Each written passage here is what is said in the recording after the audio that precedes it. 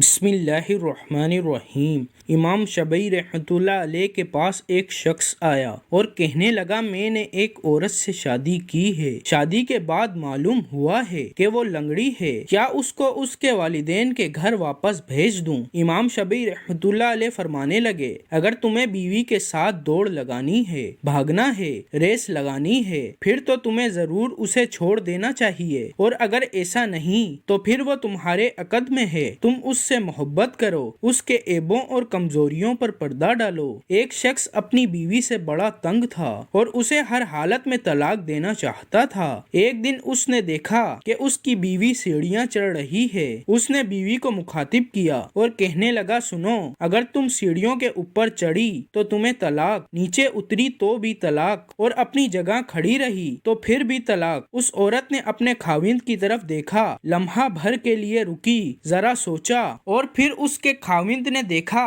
کہ اس کی بیوی نے سیڑھیوں سے چھلانگ لگا دی۔ خاوند کی حسرتوں پر پانی پھر گیا، اپنی بیوی سے مخاطب ہوا، میرے ماں باپ تجھ پر قربان، تو کتنی بڑی فقیہہ ہے، اگر امام مالک رحمۃ اللہ علیہ وفات پا جائیں تو ممکن ہے اہل مدینہ فتویٰ لینے کے لیے تیرے پاس ہی آئیں گے۔ نبی کریم صلی اللہ علیہ وآلہ وسلم نے فرمایا اللہ تعالیٰ کے نزدیک حلال چیزوں میں سے بری چیز طلاق دینا ہے۔ میاں بیوی کی جدائی پر شیطان بہت خوش ہوتا ہے، طلاق دینے سے عرش ہلتا ہے۔ ایک عربی سے جس کا عورتوں کی صفات کے بارے میں خاصا تجربہ تھا، پوچھا گیا اچھی بیوی کی پہچان کیا ہے، بہترین عورت میں کیا خوبیاں ہونی چاہیے؟ اس نے جواب دیا ایک اچھی بیوی میں اچھی عورت میں درجہ ذیل خوبیاں ہوتی ہیں۔ فرمایا اگر یہ خوبیاں کسی عورت میں دیکھو تو سمجھ جانا کہ وہ اچھی عورت ہے۔ فرمایا کھڑی ہو تو لمبے قد کی ہو اور بیٹھے تو نمایاں نظر آئے، گفتگو کرے گی تو سچ بولے گی، اس کو غصہ دلایا جائے تو وہ بربادی کا مظاہرہ کرے گی، ہنسے گی تو صرف مسکراہٹ بکھیرے گی، کھانا پکائے گی تو نہایت لذیذ اور عمدہ،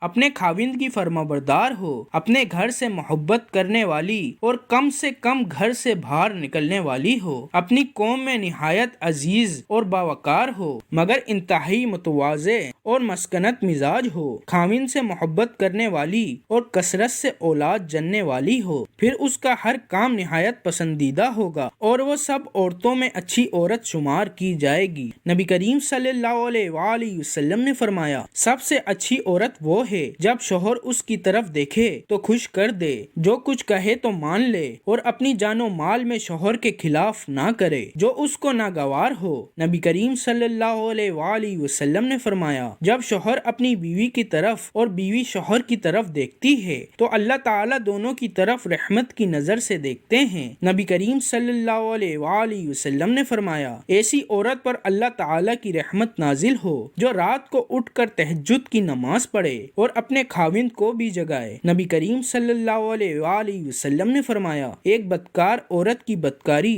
1000 بدکار مردوں کے برابر ہے اور ایک نیک عورت کی نیکوکاری 70 اولیاء کی عبادت کے برابر ہے۔ نبی کریم صلی اللہ علیہ وآلہ وسلم نے فرمایا ایسی حاملہ عورت جس سے اس کا شوہر راضی ہو، اس کو ایسا ثواب ملتا ہے جیسے اللہ کے راستے میں روزہ رکھنے والے اور شب بیداری کرنے والے کو جب بچہ جنتی ہے اور بچے کو دودھ پلاتی ہے تو ہر گھونٹ اور ہر چوسنے پر ایک نیکی ملتی ہے۔